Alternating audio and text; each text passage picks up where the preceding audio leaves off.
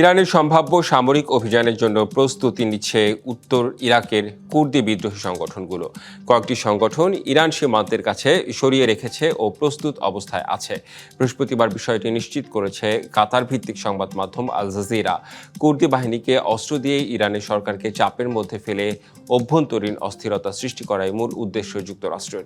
ইরানের ভেতরে অস্থিরতা সৃষ্টি বা সম্ভাব্য বিদ্রোহ জোরদার করতে এসব গোষ্ঠীকে ব্যবহার করার সম্ভাবনা যুক্তরাষ্ট্রের।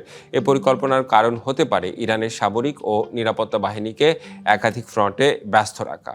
কুর্দি নেতাদের দাবি, যুক্তরাষ্ট্রের কিছু কর্মকর্তার সঙ্গে তাদের যোগাযোগ হয়েছে, যদিও এ বিষয়ে কোনো আনুষ্ঠানিক নিশ্চিতকরণ নেই যুক্তরাষ্ট্রের।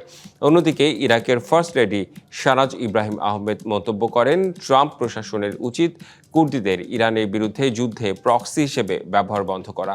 যুক্তরাষ্ট্রের ইরানের সামরিক বাহিনীর বিরুদ্ধে লড়াই করার জন্য কুর্দি বাহিনীকে নিয়োগের চেষ্টার কারণেই আহমেদের এই মন্তব্যটি আসে। আমি ভরসা রাখি হিরন স্মার্ট ওয়াটার পিউরিফায়ারে।